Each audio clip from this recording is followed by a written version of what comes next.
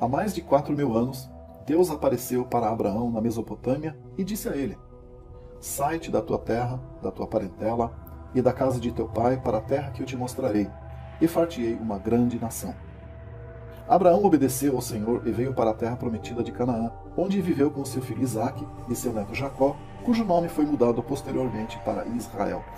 Israel e seus 12 filhos foram para o Egito por causa da fome na terra de Canaã, e ali se transformaram em uma nação poderosa. Os egípcios se sentiram ameaçados com a presença da poderosa nação de Israel entre eles e os escravizaram, tornando suas vidas amargas com uma severa servidão. Depois de 430 anos no Egito, eles foram libertados da escravidão por Moisés. Atravessaram o Mar Vermelho e foram para a Arábia, onde receberam a lei do Monte Sinai. A geração de israelitas que saiu do Egito com Moisés não pôde entrar na terra prometida por causa da falta de fé no Senhor. Eles foram obrigados a peregrinar pelo deserto por 40 anos, até nascer uma nova geração de crentes no Senhor, e então entraram na terra prometida com Josué. Ao longo de 400 anos, as 12 tribos de Israel foram governadas pelos juízes, segundo a lei de Moisés.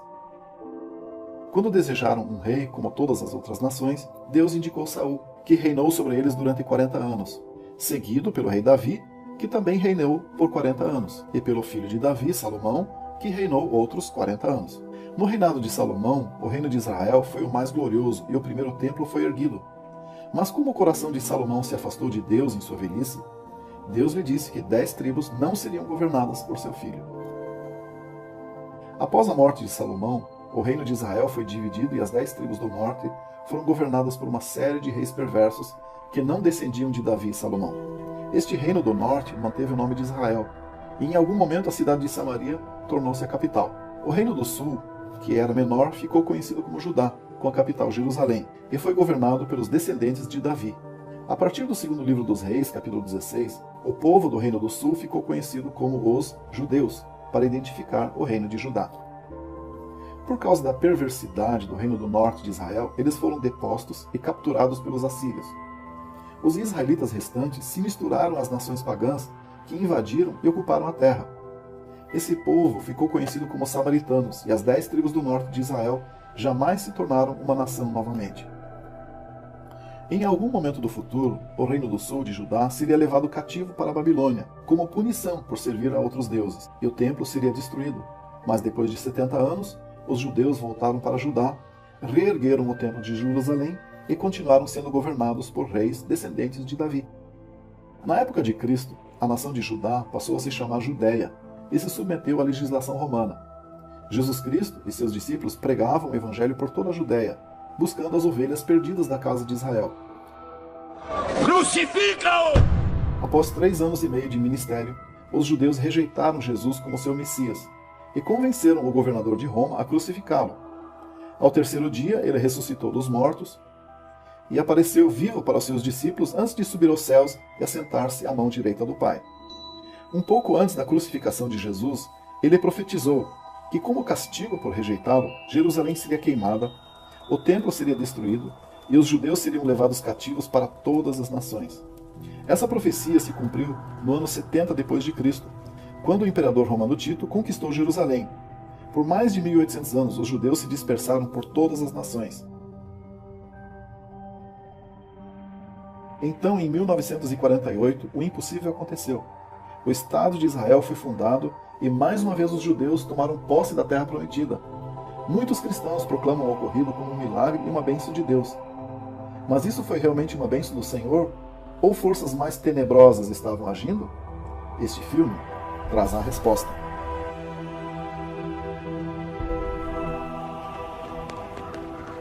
Para entender a fundação do moderno Estado de Israel, é preciso entender a história do povo judeu de 70 a C até aquele tempo. Você tem que entender que a religião deles não é mais baseada na Bíblia, de forma alguma. Por exemplo, desde que o templo foi destruído, eles deixaram de fazer sacrifício de animais. No que diz respeito ao sacrifício de animais, isso foi extinto. Acabou. O que se desenvolveu no judaísmo foi um sistema de orações, como uma espécie de substituto. Bem, eu acho que isso foi o começo da modernização, e eu realmente acredito nisso. Após a destruição daquele templo, os judeus deixaram de ter uma localização central. Eles se dispersaram, eles mudaram literalmente a natureza do judaísmo, e a forma portátil do judaísmo propiciou uma transformação do judaísmo sacerdotal para o judaísmo rabínico. Judaísmo deixou de ser a religião do Antigo Testamento e passou a ser a religião dos rabinos e suas tradições, ou o que eles chamam o Tora oral. O Talmud é o livro sagrado dos judeus. Representava os dizeres dos rabinos. Ele é conhecido como a sabedoria dos rabinos. O Talmud é uma compilação de todas as discussões importantes ocorridas do 2º século a.C. até o 5º século da era cristã. É uma espécie de enciclopédia do conhecimento judaico. A melhor maneira de se referir a ele seria chamando-o de Wikipídia Judaica dos Antigos. Sim, porque várias pessoas participaram. Certo. Ele não foi escrito por uma pessoa só. Várias centenas de estudiosos, centenas de autores.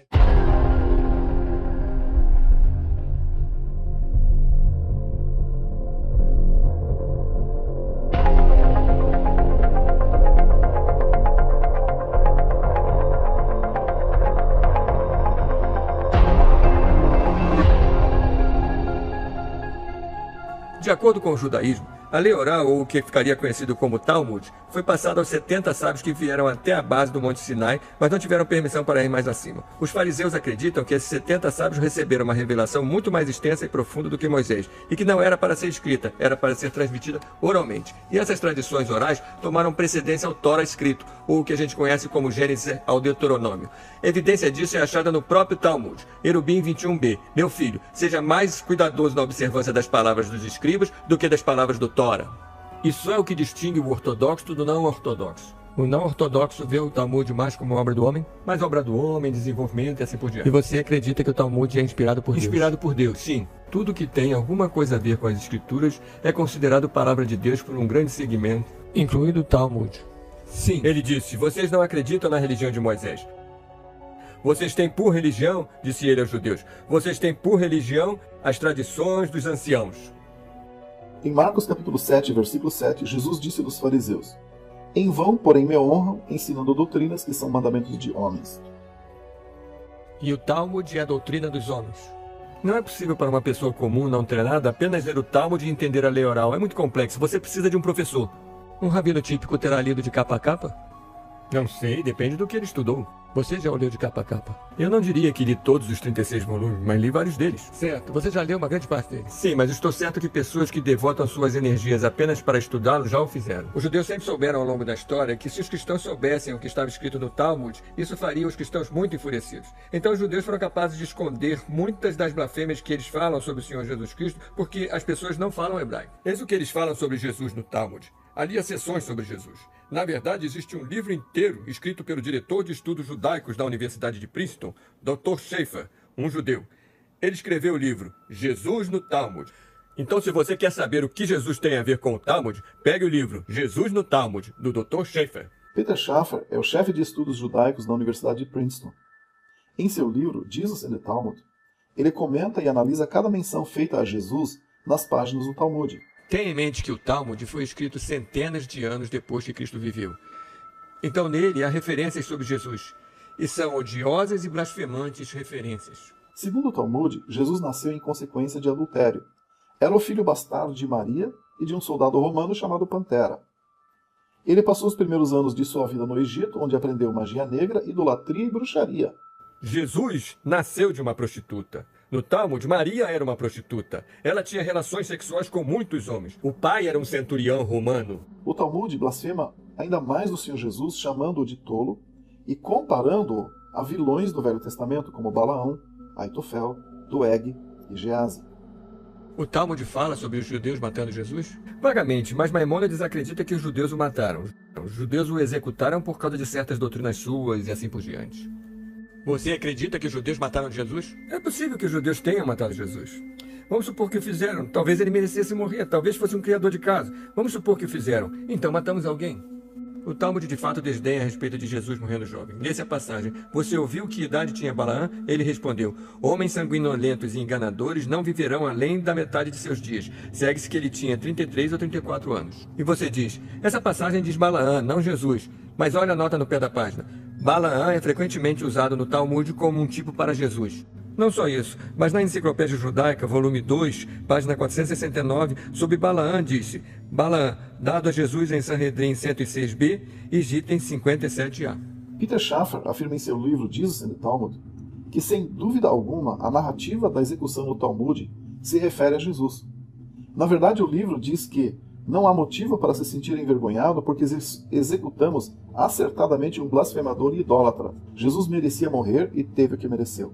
Em algum outro lugar, o livro afirma: ele era um blasfemador e idólatra.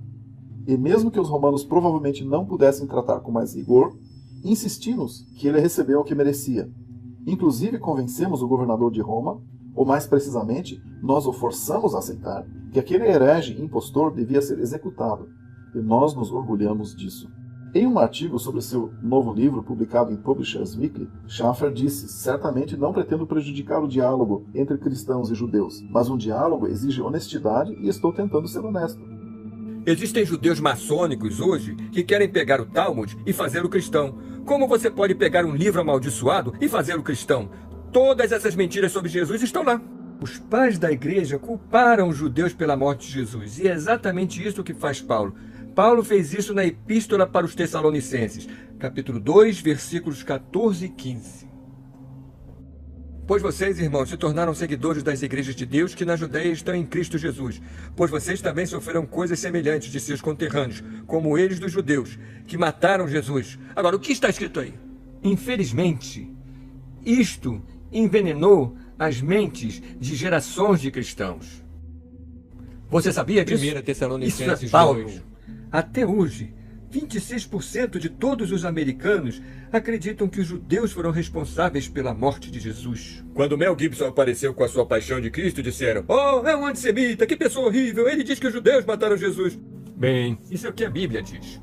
O filme A Paixão de Cristo, quando foi exibido, subiu de 26% para 36% porque as pessoas são tão manipuláveis. Ele retrata os judeus como pessoas malignas, o que não faz nenhum sentido. Os judeus chamam isso o mito de que os judeus mataram Jesus. Deixe-me explicar a você. O fato de que os judeus mataram Jesus não é um mito. Está na Bíblia. Os cristãos acreditaram nisso. Eles ainda acreditam nisso. Eles acreditam nisso até hoje. Isso foi impregnado em suas mentes. Eles culpam todos os judeus, ainda que a maioria dos judeus não estivesse lá. Veja em Atos 3, versículo 13, diz: "O Deus de Abraão e de Isaque e de Jacó, o Deus de nossos pais, glorificou seu filho Jesus, a quem vocês entregaram e negaram na presença de Pilatos, quando ele estava decidido a deixá-lo ir." Então aqui ele está pregando a milhares de judeus e diz: "E agora, irmãos, eu sei que por ignorância vocês fizeram isso, assim como também os seus governantes." Espera um minuto. Eu pensei que eram só os governantes. Não, ele disse: "Vocês fizeram isso, assim como também os seus governantes." Foi o povo também. Porque lemos nos relatos das Escrituras, o povo está gritando, um fronte maciço de milhares e milhares dos judeus está gritando: "Crucifiquem-no!" Ele disse: "Devo crucificar o vosso rei? Não temos rei a não ser César." "Estou livre do sangue dessa pessoa justa", disse o romano Pilatos. "Seu sangue esteja sobre nós e sobre nossos filhos." Isso é o que eles disseram. Está dito no Talmud que Jesus corrompeu o judaísmo. E como punição por seus crimes, ele está agora no inferno, ardendo numa fervura de excrementos, e estará assim para todo sempre. Eles odeiam Jesus Cristo, eles odeiam o nome. Acho que é porque são filhos do diabo, não filhos de Deus. Portanto, o diabo, pense no ódio que ele tem de Jesus. O que você acha que os filhos deles têm? O judeu médio acha que o Velho Testamento é um belo livro de mitos, histórias de boa índole. Mas para entender o Velho Testamento, somente se você estudar o Talmud e a Cabala.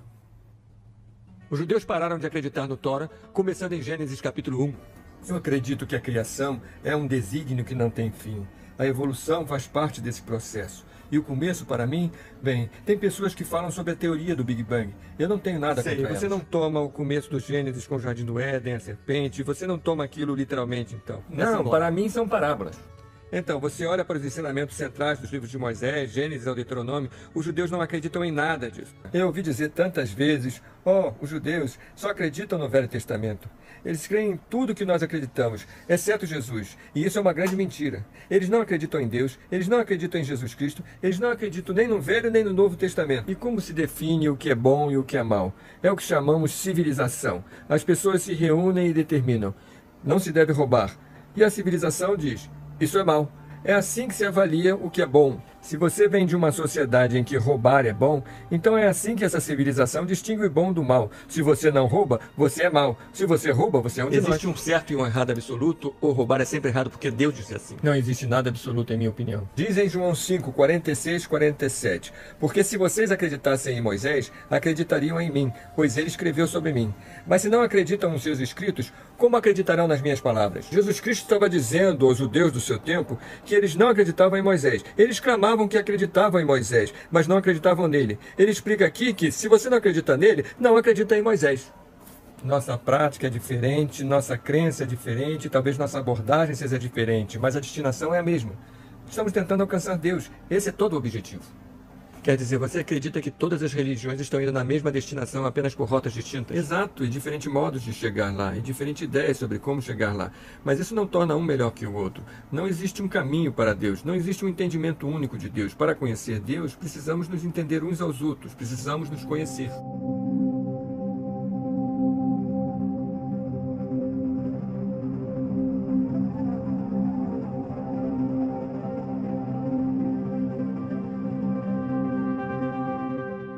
Não existe isso de uma salvação que transforma.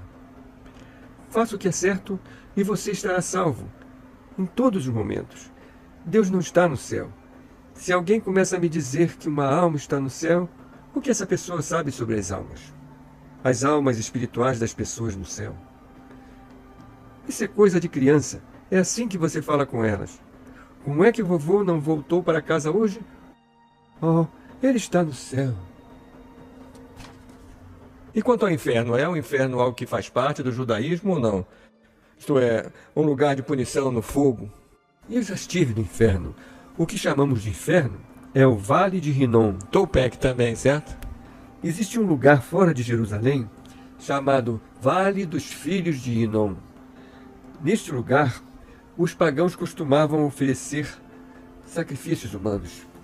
E por extrapolação, alguns acreditavam de alguma maneira que existia um lugar assim no universo.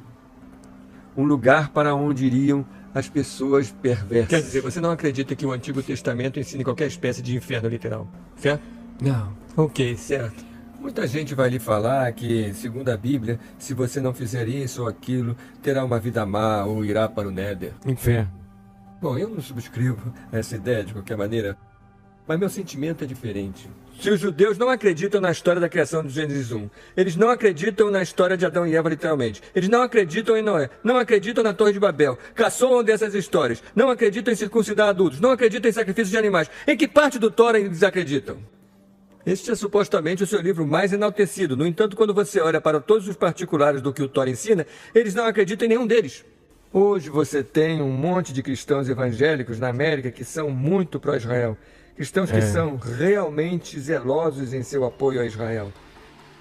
Isso foi sempre assim ao longo da história? Isso é um fenômeno novo? Não foi sempre assim ao longo da história. Tradicionalmente, o cristianismo era essencialmente antissemita. O fenômeno dos sionistas cristãos é relativamente recente. Eles mantêm que os judeus são o povo escolhido de Deus, serão sempre o povo escolhido de Deus. Eles usam o termo a menina dos olhos de Deus. Isso é um fenômeno mais recente? Sim, poucas centenas de anos, até onde eu sei, não é tão antigo. A teologia da substituição tem jogado um papel muito importante no cristianismo. O que é a teologia da substituição? A teologia da substituição é a raiz e os ramos do antissemitismo cristão. É como um vírus na igreja. Basicamente, ela diz que a igreja atual substitui Israel, e essa teologia que desconsidera a posição do povo judeu e o substitui pela igreja, a nova e verdadeira Israel espiritual, é muito perigosa, porque, para mim, é a principal causa do antissemitismo. Muitos teólogos, ao longo dos séculos, pregaram a teologia da substituição. Pode nomear alguns que pregam isso? Eu tenho aqui tudo sobre John Chrysostom. E ele é o principal antissemita da igreja. A sinagoga é pior do que um bordel. É o covil dos canalhas e a aglutinação de feras selvagens. O templo de demônios dedicados a cultos de idolatria. O refúgio dos debochados e a caverna de diabos. É uma assembleia criminosa de judeus. um local de reunião para os assassinos de Cristo, um antro de ladrões, uma habitação de iniquidade, um abrigo de diabos, um sorvedor e um abismo de perdição. E eu diria o mesmo sobre suas almas. Eles demonizaram os judeus. Isso ainda está presente na mente de muitos. Através da história, os cristãos não têm visto os judeus como o povo escolhido de Deus. Eles olhavam para eles como um povo que rejeitou Cristo e foram, por isso, rejeitados por Deus. Por exemplo, o último livro escrito por Martim Lutero antes de morrer foi intitulado Os Judeus e Suas Mentiras. E nesse livro ele dá todos os tipos de argumentos nas Escrituras mostrando por que os judeus não são o povo escolhido de Deus. E ele também expõe um monte de ensinamentos blasfemantes no Talmud. Em seu derradeiro sermão, ele pregou sobre os judeus e afirmou que os judeus odeiam nosso Senhor e Salvador Jesus Cristo. E pelo comportamento pérfido deles, eles criaram todo tipo de estratagemas e ardis para nos enganar. Ele ficou tão revoltado, ele de fato disse, devíamos ir e queimar todas as cópias do Talmud. Ele estava enfurecido com o Talmud. É evidente que os judeus hoje o consideram um grande antissemita. Santo Agostinho não era nada melhor. Ele também era antissemita. Isso mesmo. Ele era muito aviltante. Tudo isso é puro ódio. Não importa se você está ouvindo John Crisóstomo, Santo Agostinho, Pedro Venerável, Martinho Lutero, João Calvino. Cite aí os pais da igreja. Cite aí os líderes protestantes ao longo da história. Eles todos dizem a mesma coisa a respeito dos judeus, que são a sinagoga de Satanás, que é uma religião falsa. Essa doutrina de que os judeus são ainda o povo escolhido de Deus é uma nova doutrina. Você sabe, lá atrás, antes do século XVIII, todos reconheciam o que estamos falando agora. Mas alguma coisa começou a mudar. Primeiro com o Dr. Cyrus Scofield. Scofield era um homem divorciado, tinha problemas com álcool.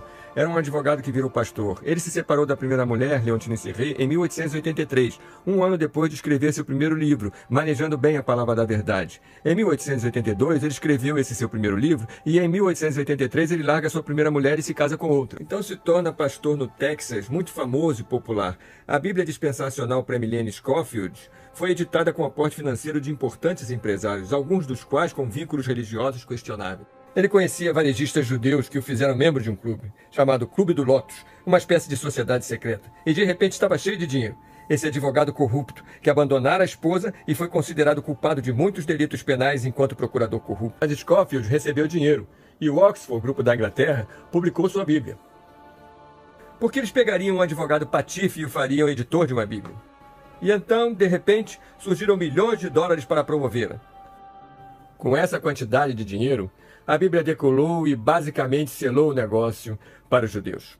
A Bíblia de Estudo Scofield é muito para Israel, muito sionista, e este livro, mais que qualquer outro livro, mudou o pensamento de uma geração inteira de evangelizadores mais jovens.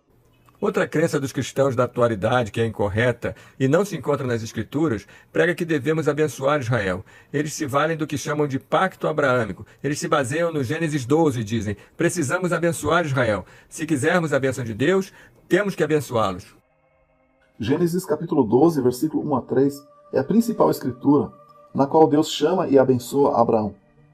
Consta o seguinte texto, ora, o Senhor disse a Abraão, sai-te da tua terra, da tua parentela, e da casa de teu pai para a terra que eu te mostrarei.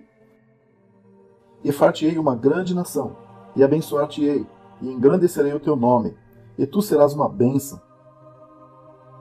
E abençoarei os que te abençoarem, e amaldiçoarei os que te amaldiçoarem, e em ti serão benditas todas as famílias da terra.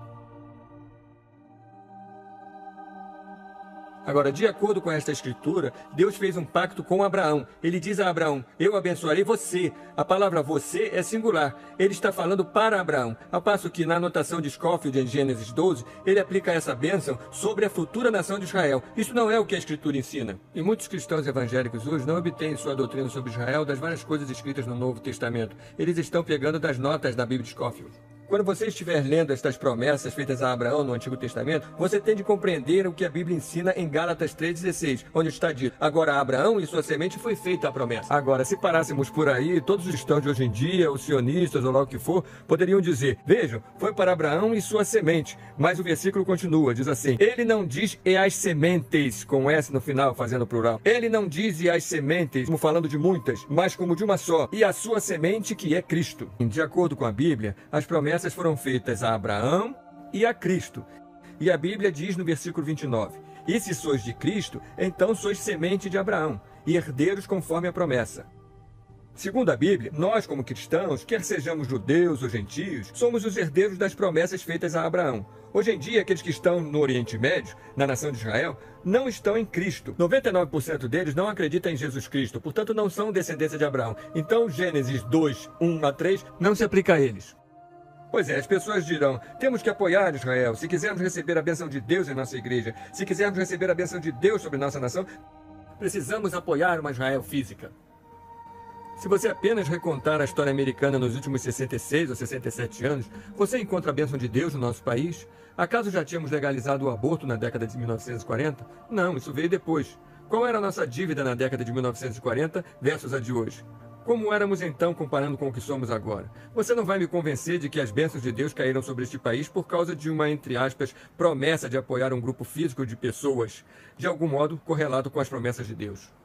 Não só isso, mas quando você olha para a história dos judeus nos últimos 2000 anos, têm eles sido abençoados por Deus? Não, eles têm sido perseguidos e odiados em todos os países em que eles estiveram. Este livro tem uma lista de todos os países dos quais os judeus foram expulsos nos últimos 1000 anos. E quando você olha para essa enorme lista, você tem que se perguntar, por que foram eles tão odiados e perseguidos onde quer que tenham vivido?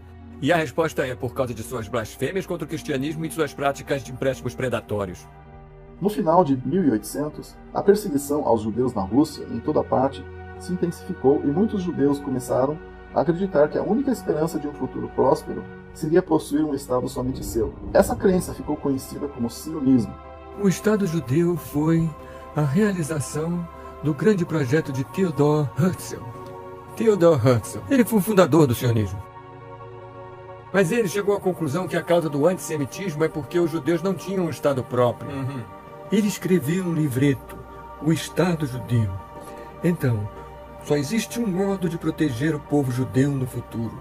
Os judeus devem deixar a Europa e instalar-se em sua pátria, a terra de Israel.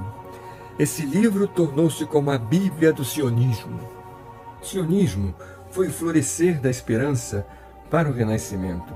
Começou na Primeira Guerra Mundial, a Declaração de Balfour. A Declaração de Balfour foi significante, não foi apenas uma carta a um amigo, em termos de expressar a política britânica. Então, a Declaração de Balfour foi uma carta do Lord Balfour para o Lord Rothschild. Na Primeira Guerra Mundial, a Turquia era aliada da Alemanha, que foi o lado perdedor. Então o Império Turco-Otomano foi desmantelado. E porque o Império Turco-Otomano foi desmantelado, depois da Primeira Guerra Mundial, o britânico Lord Balfour escreveu uma declaração dizendo que ela deveria ser uma pátria para os judeus. Sim, esse foi o início de uma imigração maior. Dezenas de milhares de judeus, procedentes principalmente do leste europeu, se fixaram em Israel. A Declaração de Balfour foi uma carta para o Lord Rothschild. Então, para entender a Declaração de Balfour, temos que entender quem foi Lord Rothschild. Nascido em Frankfurt, Alemanha, em 1744, Meyer Amschel-Bauer era financiador, cambista e ourives na Rua dos Judeus, cuja loja tinha um escudo bem na parte frontal com um hexagrama vermelho. Em algum momento, ele mudaria seu nome para Rothschild, que em alemão significa escudo vermelho. Rothschild logo descobriu que emprestar dinheiro aos governos e reis era mais lucrativo do que emprestar a pessoas físicas. Os empréstimos eram não apenas muito mais vultuosos, como também garantidos pelos impostos nacionais. Meyer Rothschild teve 5 filhos, que ele mesmo treinou nas habilidades de fazer dinheiro, e enviou para as grandes capitais da Europa para abrir filiais do negócio bancário da família. You are 5 brothers. I want you each to start a banking business in a different country. One to go and open a house in Paris, one in Vienna, one in London. Choose the most important centers, so that when money is to be sent from here to London, let us say, you won't have to risk life and gold. Hampshire, here in Frankfurt, will just send a letter to Nathan in London saying, pay so-and-so, and that will be offset by loans from London to Frankfurt. Understand? Yes. In your day, there will be many wars in Europe. And nations that have money to transport will come to the Rothschilds because it will be safe.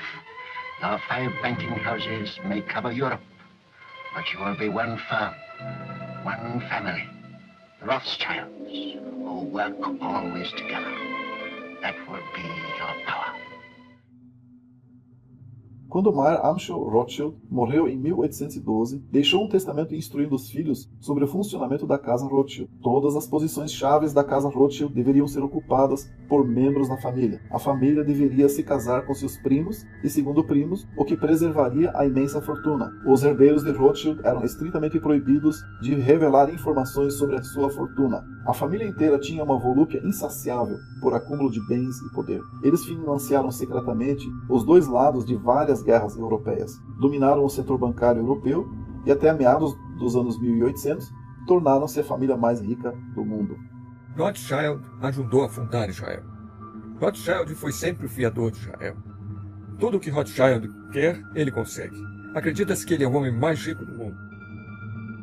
Eu tenho pouca dúvida disso. Embora a Declaração de Balfour tenha sido concedida a Lord Rothschild em 1917, somente em 1947 o plano de um Estado judeu seria implementado. Foram necessários os horrores da Segunda Guerra Mundial para sensibilizar a opinião pública para a criação de um Estado judeu na terra da Palestina. Em 1947, as Nações Unidas declararam que haveria 2 estados na Palestina. Existiriam um Estado judeu e um Estado palestino. The United States delegation supports the basic principles of the unanimous recommendations by the United Nations, which provides for partition and immigration. Later, Russia supported the United States on the partition recommendation, while Arab states threatened reprisals, as the Holy Land's future hangs in the balance. Mas Israel tornou-se o primeiro Estado. Eles nunca permitiram que a Palestina se tornasse um Estado. Então eles trataram de garantir que a provisão das Nações Unidas nunca entrasse em vigor. Em 14 de maio de 1948, David Ben-Gurion, diretor executivo da organização sionista, declarou o estabelecimento do Estado judeu na terra de Israel. In May of 1948, a new Jewish state, Israel, was born in a bath of blood. Jewish troops routed Arab forces from the city of Haifa in the first of a series of battles that were to reverberate through the years. The new government, headed by David Ben-Gurion, is installed in Tel Aviv. Thus, for the first time since the Roman legion destroyed Jerusalem in the year 70 AD, the Jewish people have a nation of their own. Hoje, muitos cristãos pensam assim que Deus trouxe a nação de Israel de volta, sabe? E Deus fez esse trabalho maravilhoso. Mas foi realmente um trabalho de Deus trazer essas pessoas de volta para Israel ou foi trabalho das Nações Unidas? A Bíblia nos diz claramente em Hebreus capítulo 4 que quando eles vieram primeiramente à terra prometida com Moisés, eles não puderam entrar por causa de sua descrença. Então, 40 anos depois, seus filhos que acreditavam no Senhor foram autorizados a entrar na terra prometida. Então, mais tarde, eles adoraram outros deuses e o que fez Deus? Ele os removeu da terra prometida. Eles foram para a Babilônia por 70 anos. Então, depois que se arrependeram e se afastaram de seus falsos deuses, eles voltaram para a terra prometida. Então, quando eles rejeitaram Jesus Cristo, eles foram removidos da terra prometida novamente. E então, em 1947, eles todos acreditavam no Senhor Jesus Cristo e Deus os trouxe de volta para a terra prometida. Foi isso que aconteceu? Não! Eles acreditaram em Cristo? Quer dizer, você cristão, pergunte a si mesmo, existia uma renovação ocorrendo em Israel? As pessoas estavam aceitando Jesus como seu Messias? A resposta é não. Portanto, aquilo não foi Deus trazendo de volta Israel porque eles acreditaram nele. Ele disse que os dispersaria se eles não cumprissem sua palavra e ele fez isso. Então, se não foi Deus que os trouxe de volta, quem fez isso?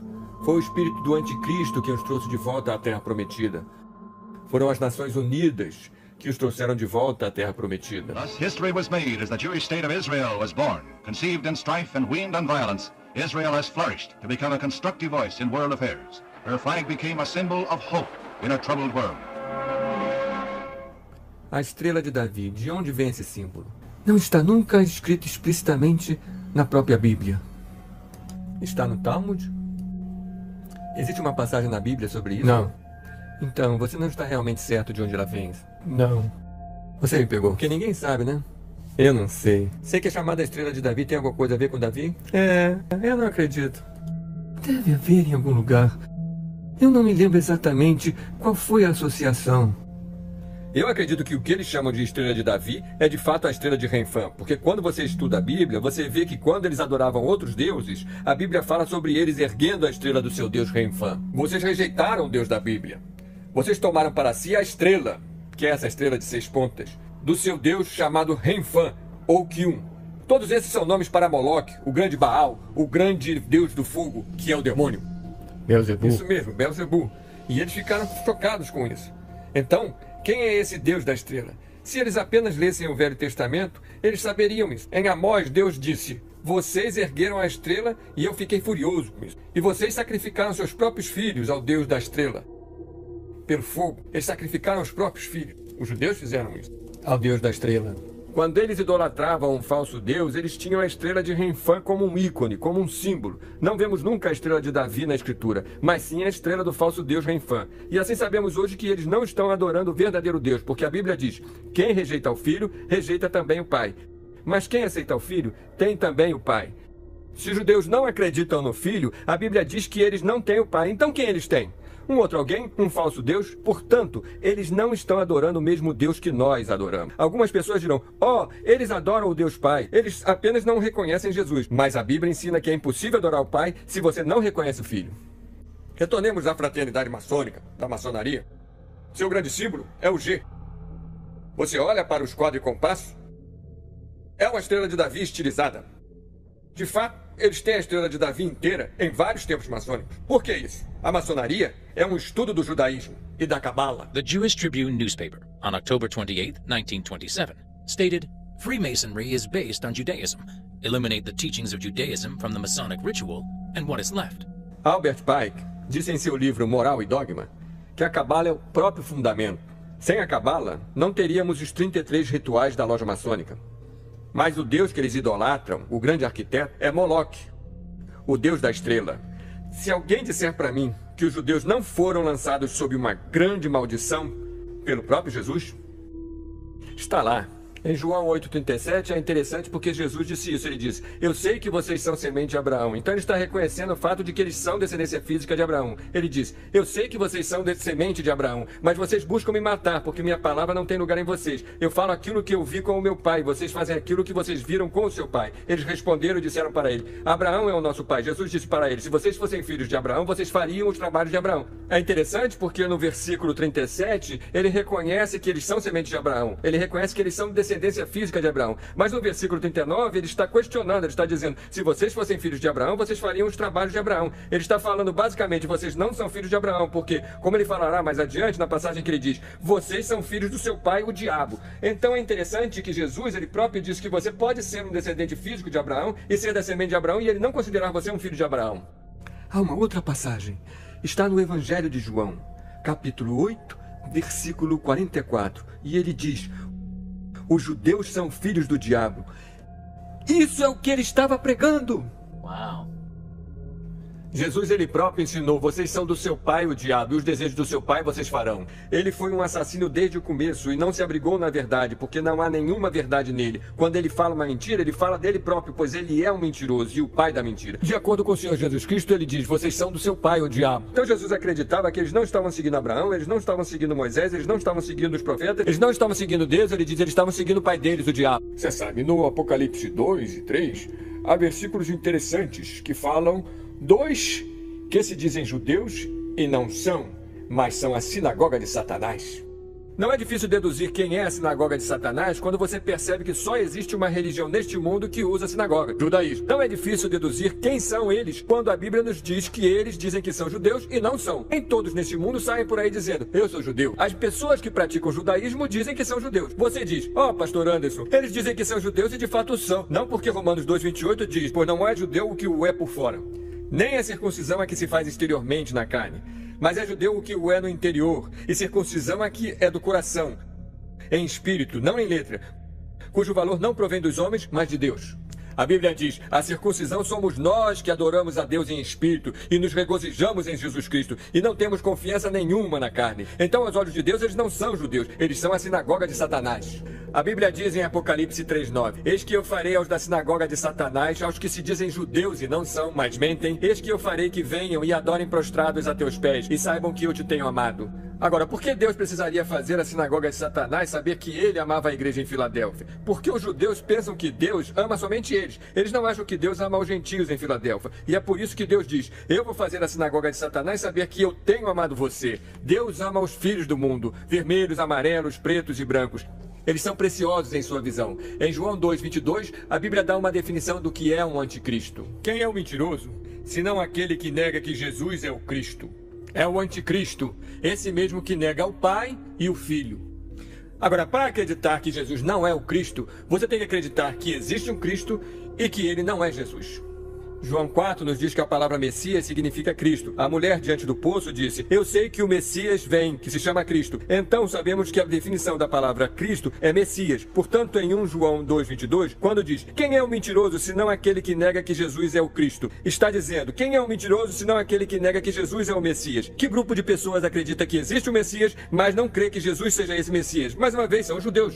Deixe-me ver se eu consigo caracterizar isso. Basicamente, a crença dos judeus em Jesus quer dizer, obviamente vocês não acreditam que ele era o Messias, mas vocês acreditam que ele era apenas mais um em uma série de falsos Messias. Sim. Se ele afirmou mesmo, mas você não tem certeza. Se ele afirmou que era o Messias, ou se a afirmação foi feita, então ele era um falso Messias. Jesus nunca disse: eu sou o Messias. O povo judeu teria se interessado pelo Messias. Eles estão esperando pelo Messias. Eles querem o Messias. Assim, se ele tivesse alguma das características reais de um Messias, eles teriam se interessado por ele. Eles teriam checado e assim por diante. Mas ele tinha 12 discípulos. Isso não é muito. Você está falando sobre a nação dos judeus, com todos os seus estudiosos. Eles não foram ganhos por ele. Eles não acreditaram nem um pouco. Os cristãos inventaram a ideia de um Messias fracassado. Mesmo que ele tenha fracassado, ele ainda é o Messias. Nós rejeitamos essa ideia. Se você fracassa, então você não é o Messias. Eles ainda estão esperando por um outro Messias. E nós sabemos que esse outro Messias que vem é o anticristo. Como seria o Messias judeu? Um rei muito poderoso que vai estabelecer a paz e a boa vontade na terra. Você tem que ser capaz de estabelecer no mundo todo. Paz mundial. Quando o Messias real aparecer de um modo tão dramático que não possa ser negado, então todos vão confirmar: ele é o verdadeiro Messias. E isso no mundo todo. No mundo todo, mesmo os não-judeus, pois todos eles estão aguardando o Messias. Quando o Messias vier, você diz que todo mundo vai acreditar nele. Sim, o mundo inteiro, porque seu propósito será trazer o mundo inteiro para a observância própria. Todas as nações vão afluir para Jerusalém para aprender com eles. Vai iniciar um período de paz mundial. O Messias será uma tremenda figura carismática, com grande conhecimento e habilidades de comunicação. Ele também será um grande guerreiro. Ele será o defensor dos judeus. Ele derrotará todos os seus inimigos de um modo permanente. Se você ouvir como os judeus descrevem seu Messias, eles pintam um quadro perfeito do que a Bíblia descreve como o anticristo. Ele vai conquistar o mundo inteiro, ele vai trazer a paz através da guerra, todas as regiões do mundo vão acreditar nele, ele promoverá a paz mundial, ele unirá todos nós. Tantos cristãos são preciosos, eles não sabem o que estão fazendo. Você sabe, eu estava numa conferência sobre profecia na Flórida e uma senhora veio até mim. Ela estava vestindo a estrela de Davi. Eu perguntei para ela por que ela estava usando aquilo. E ela respondeu: é tão importante que a gente demonstre o nosso apoio a Israel. Eu disse: como você demonstra o seu apoio a Israel? Ela disse: eu dou o dinheiro todo mês para a fundação do Templo do Monte. Bem, esse é justo aquele grupo judeu. Eu disse: você não conhece a 2 aos Tessalonicenses, capítulo 2? Diz que o anticristo entrará naquele templo e vai se declarar Deus, e acima de qualquer outro Deus. Ela diz: bem, eu apenas acho que estou ajudando a cumprir-se a profecia da Bíblia. Eu disse: e você está ajudando o anticristo a vir. Quem iria querer fazer isso? Quando um homem vier, lutar as guerras de Israel, derrotar os inimigos, construir o templo, paz na terra, o líder que fizer isso, vamos todos nos ajoelhar diante do rei. Entende o que eu quero dizer? Quem quer que seja. Então, em sua visão, você diz que é a segunda vinda? Ok, nós dizemos que é a primeira vinda. Olha, os judeus estão prontos a aceitarem o anticristo como seu Messias. E ainda, os cristãos estão sendo ensinados que no final dos tempos todos os judeus vão acreditar em Jesus Cristo. Bem, não precisa ser um gênio para deduzir o que o diabo está fazendo aqui. Quando os judeus aceitarem o anticristo como seu Messias, então todos os cristãos apóstatas apontarão para aquilo e dirão: olha, é a segunda vinda de Jesus Cristo. Vê, todos os judeus acreditam nele. Qual é o plano do diabo com o anticristo? Fazer as pessoas acreditarem que ele é a segunda vinda de Jesus Cristo. E como toda falsa doutrina, é baseada em tomar uma escritura completamente fora de contexto. Eles vão pegar o final de Romanos 11, ignorar completamente o início de Romanos 11, eles irão direto ao final, ao versículo 26, e assim toda Israel será salva, e eles dirão: veja, bem ali, no final dos tempos todos em Israel serão salvos. Eles vão acreditar em Jesus. Mas eles estão esquecendo que a Bíblia acabou de nos ensinar em Romanos 9, que não são todos Israel os que são de Israel. A descendência física não é a verdadeira Israel. Diz: não é judeu o que o é por fora, é judeu o que o é no interior. São aqueles entre nós que acreditam em Jesus Cristo que são Israel. Então você pode olhar para uma pessoa não salva e dizer que eles são de Israel. Quando a Bíblia diz toda Israel será salva, isso me diz que qualquer um que não seja salvo não é Israel. E é o anticristo, não Jesus Cristo, o anticristo, que irá unir judeus, falsos cristãos e todas as outras religiões do mundo. Para que o anticristo judeu unifique todas as religiões do mundo, o diabo precisará convencer a principal corrente do cristianismo a considerar os judeus seus companheiros crentes, apesar de sua rejeição e blasfêmia a Jesus Cristo. Teleevangelistas como John Hagee ignoram os ensinamentos claros do Novo Testamento e aplicam as promessas feitas a Abraão em Gênesis capítulo 12, versículo 1 ao 3, ao Israel da atualidade, que rejeita a Cristo. Quem preserva uma visão bíblica de que os judeus não são mais o povo escolhido de Deus é rotulado pela mídia como um antissemita. Israel's fight is our fight. We are one. We are united. We will not be discouraged. We will not be defeated. We will not be intimidated. We will not sit down. We will not be silent. We are the worst nightmare of the anti-Semites of the world. The victory is going to be ours. If you will not stand with Israel and the Jews, then I will not stand with you. Thank you and God bless you. No, we stand with the people of Israel. Eu estou pedindo a todos vocês que se unam a mim e a cada cristão, cada judeu, cada americano amante da liberdade, para exigir que este presidente e o Congresso façam o que for necessário para erradicar o demônio do ISIS e o Islã radical da face da terra. Chegou a hora de agir!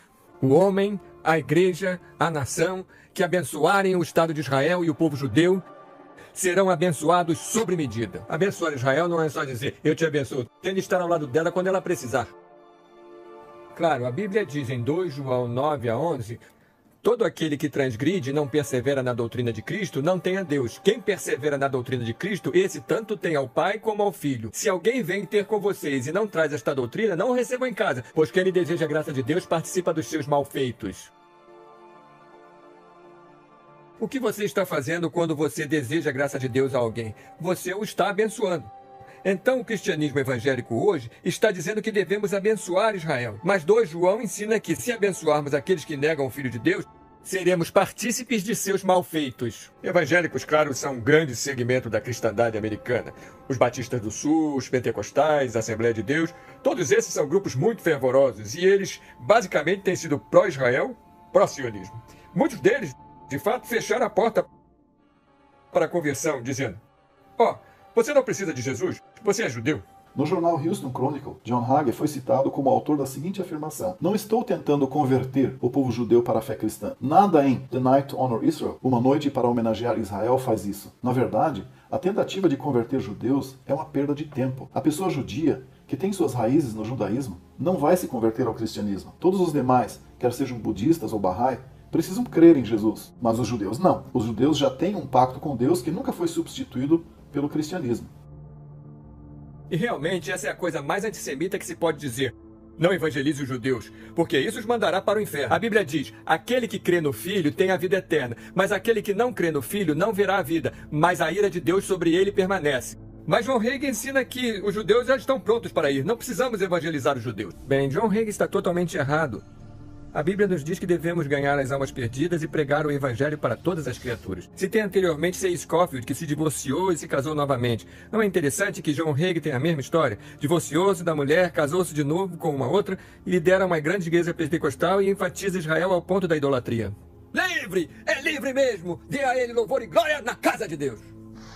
From the 18,000 people who belong to his church in San Antonio, Texas, John Hagee today. To the 99 million homes he says tune into his weekly radio and television broadcast, John Hagee has built an empire sharing the gospel of Israel with evangelicals around the world. Jesus Christ. And as the leader of Kufa, his power extends from the pulpit to politics.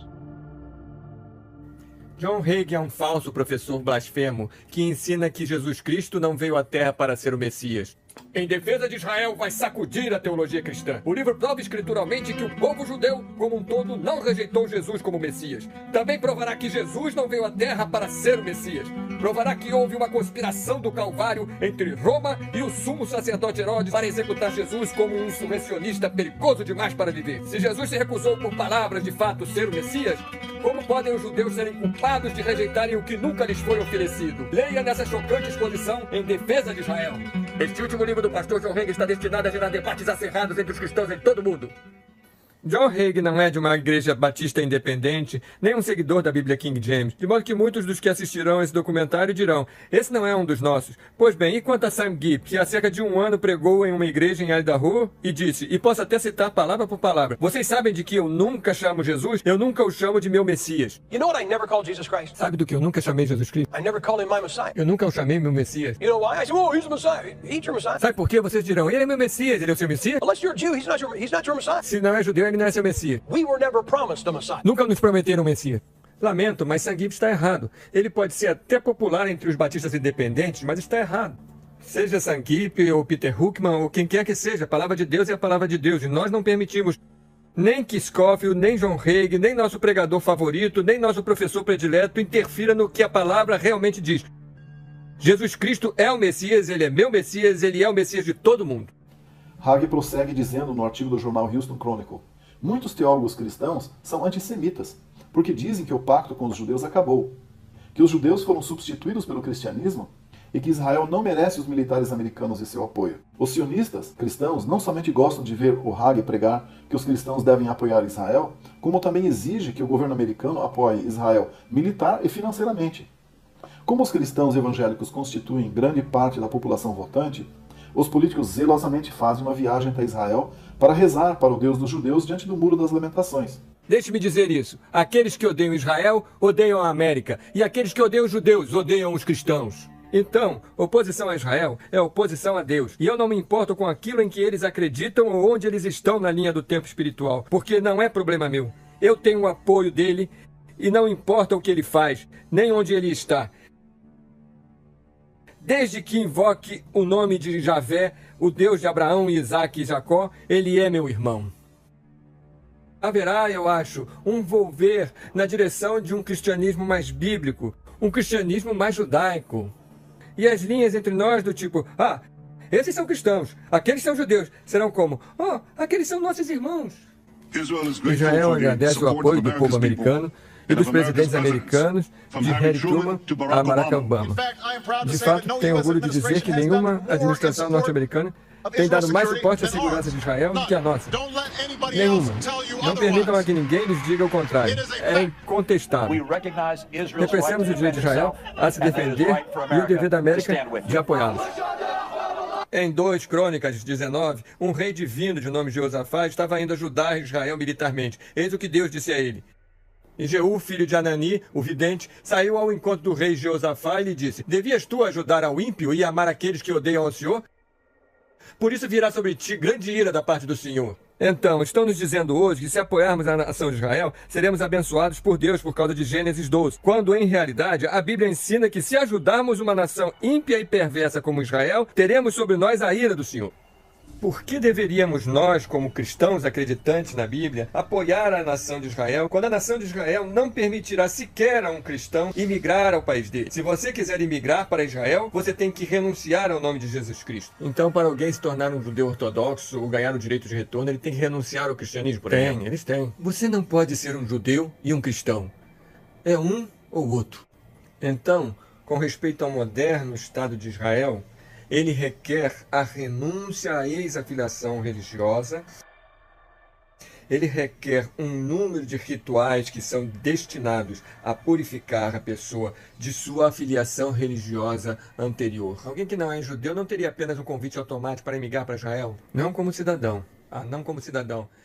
Para emigrar para Israel seria necessário renunciar ao cristianismo, para se tornar um cidadão, e também precisaria ser convertido por um rabino ortodoxo. Eu, pessoalmente, conheço homens que foram para Israel acreditando que Israel é a terra prometida e que os judeus são o povo escolhido de Deus, e eles foram para lá com isso no coração, e eles foram lá para testemunhar a eles e contar-lhes sobre Cristo. Mas aí é legal distribuir panfletos em Israel. Os policiais virão, os assediarão, eles ainda ficarão sob ameaça de prisão ou deportação. A Bíblia é verdadeira quando diz que eles são inimigos do Evangelho. Diz bem aí na palavra de Deus, eles são inimigos do Evangelho. Em junho de 2014, durante o mês do orgulho gay, a Embaixada dos Estados Unidos estendeu a bandeira americana e abaixo da bandeira americana eles hastearam a bandeira do orgulho gay. E pelos últimos anos, Tel Aviv tem sido votada a cidade gay número 1 no mundo. Dentre a própria comunidade gay, eles têm votado Tel Aviv como lugar número 1 no mundo. Nem São Francisco, nem Nova York, mas Tel Aviv. Nós fomos estabelecidos para o estabelecimento de Israel. Nossas identificações estão por toda parte. Tire $1 do seu bolso. Veja o grande selo. Você nota que entre as asas abertas da águia, você verá a estrela de Davi, formada por 13 estrelas. Por que a estrela de Davi está ali? Em torno daquela estrela está o resplendor de nuvens da glória de Shekinah, representando a glória de Shekinah que estava sobre o tabernáculo. George Washington disse: eu quero que isso esteja no dólar, de modo que as pessoas reconhecerão a contribuição do povo judeu para os Estados Unidos da América. Os cristãos atuais estão não somente sendo instruídos a apoiarem os judeus e Israel, como também as estranhas doutrinas do Talmud e da Cabala estão se alastrando nas igrejas e sendo ensinadas como doutrina cristã. Por exemplo, muitos pastores fazem uso do termo Shekinah, como se pertencesse ao Velho Testamento em hebraico, quando na realidade a palavra Shekinah nunca é encontrada uma única vez na Bíblia. Então, a Shekinah se refere à presença divina. E é uma palavra feminina a propósito, não é masculina. Por exemplo, o velho rabino Shimon estava nos ensinando sobre Shekinah, a metade feminina de Deus, e seu romance com seu parceiro divino, o sagrado, abençoado seja ele. Então, existe uma crença de que Deus possa ser ambos, masculino e feminino. A Shekinah é a presença permanente de Deus no universo. É o que emana do ser de Deus. Mas para os judeus, Shekinah e Deus são um e o mesmo, e é quase proibido separá-los. Deus simplesmente se manifesta, ele próprio ou ela própria, na forma da inspiração de Shekinah. Shekinah é algo que faz parte do Talmud, faz parte do judaísmo, não do cristianismo. Apesar disso, quantos pregadores batistas têm usado essa frase, a glória de Shekinah, e não consta sequer da Escritura? A Bíblia é clara, do Gênesis ao Apocalipse, que Deus é ele, não ela. Ensinar que Deus é ambos, ele e ela, você tem um Deus diferente. A Bíblia cristã ensina que o homem foi feito à imagem de Deus, e em 1 Coríntios capítulo 11 a Bíblia diz que o homem, pois, não deve cobrir a cabeça, porque é a imagem e glória de Deus. Mas a mulher é a glória do homem. Assim, de acordo com 1 Coríntios 11, o homem não deve cobrir sua cabeça porque o homem é a imagem de Deus, ao contrário da mulher. Eis porque até mesmo no Gênesis 27 está dito: assim Deus criou o homem à sua própria imagem. A imagem de Deus, ele o criou. Macho e fêmea, ele os criou. Eles foram criados macho e fêmea, mas ele foi criado à imagem de Deus. O que significa a imagem de Deus? Parecer com Deus. Porque quando Jesus caminhou por essa terra, ele era um homem, e Deus, o Pai, é masculino. E então isso é um ensinamento blasfemo do misticismo nova era, de adorar a mãe terra, o espírito feminino, e a deusa, e a cabala, e a nova era. É daí que esse negócio todo está vindo. Olha, não importa o que a nossa genealogia diz, não importa quais são os resultados do nosso DNA, nada disso é de fato importante. A única coisa que realmente importa é que somos filhos de Deus pela fé em Jesus Cristo. E eu encontrei tanta prova de que Israel de lá não é Israel da qual Deus está falando, mas nós que temos crença em Deus, que temos a fé de Abraão, nós somos os filhos de Deus, nós somos a semente de Abraão. Diz em Romanos 9, versículo 7, nem por serem descendência de Abraão são todos filhos, mas em Isaque será chamada a tua descendência. Isto é, não são os filhos da carne que são filhos de Deus, mas os filhos da promessa são contados como descendência. Então a Bíblia diz que os filhos da carne, os filhos de Abraão, Isaque e Jacó, não são, ela cita explicitamente, esses não são filhos de Deus. De fato, em Gálatas 3, ela explica que nós somos filhos de Abraão. Sabeis, pois, que os que são da fé são filhos de Abraão. Sempre me deixa perplexo como os cristãos negligenciam Gálatas 3. Agora, eu tenho quase 70 anos, eu sou um homem idoso, mas eu nunca ouvi um sermão sobre Gálatas 3, versículo 28. Nisto não há judeu nem grego, não há servo nem livre, não há macho nem fêmea, porque todos vós sois um em Cristo Jesus. E se sois de Cristo, então sois descendência de Abraão e herdeiros conforme a promessa. Ambos são fantásticos. Quem é o herdeiro da promessa? Quem quer que tenha Jesus?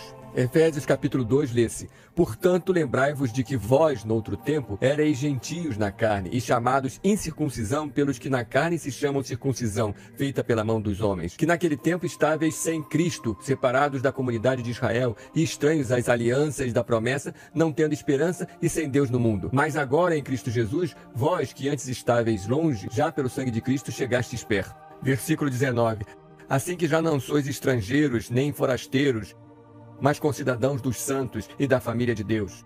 De acordo com essa escritura, nós somos concidadãos de Israel. Porque atrás, no versículo 12, ele disse: quando vocês estavam sem Cristo, estavam separados da comunidade de Israel. Vocês eram estrangeiros e forasteiros em Israel. No versículo 19, ele diz: agora vocês são concidadãos dos santos. Então, quem é a verdadeira Israel? É algum cara no Oriente Médio que sequer acredita em Jesus e está adorando Shekinah? Ou é o verdadeiro crente no Senhor Jesus Cristo que foi levado e plantado firme no seio de Israel? É muito simples. Jesus disse em Mateus 21, versículo 43: portanto, eu vos digo que o reino de Deus vos será tirado e será dado a uma nação que dê os seus frutos. Uau! Eles não geraram frutos. Eles rejeitaram Jesus. Eles rejeitaram redenção. Eles rejeitaram reconhecer o libertador de Sião, o próprio Cristo Jesus. E Jesus disse: por causa disso, o reino é tirado de vocês e é dado a uma outra nação. Que nação é essa? É Síria? É América? É Inglaterra? É Alemanha? Não. Uma nação espiritual. Mas vós sois a geração eleita, o sacerdócio real, a nação santa, o povo adquirido, para que anuncieis as virtudes daquele que vos chamou das trevas para a sua maravilhosa luz. Vós que em outro tempo não eres povo, mas agora sois povo de Deus, que não tinhas alcançado misericórdia, mas agora alcançaste misericórdia. A Bíblia não é um livro sobre Deus abençoando uma nação. Por isso Deus disse a Abraão: em ti serão abençoadas todas as nações da terra. E essa bênção é através da semente de Abraão, o Senhor Jesus Cristo. Sabe, a Bíblia diz em Hebreus 11 que Abraão não estava em busca de uma terra física.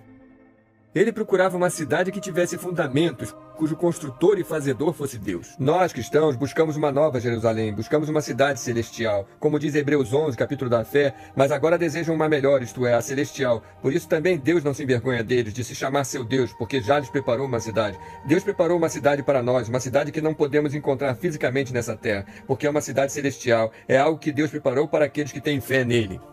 Quando buscamos Sião, quando buscamos Jerusalém, não estamos buscando essas que agora são. Não estamos buscando essas que podemos tocar. Não estamos buscando essas que espiritualmente são Sodoma, que espiritualmente são Egito. Estamos buscando essa que é celestial, que está por vir. A Bíblia diz em Hebreus 12, 22, mas chegastes ao monte Sião e à cidade de Deus vivo, a Jerusalém celestial e aos muitos milhares de anjos.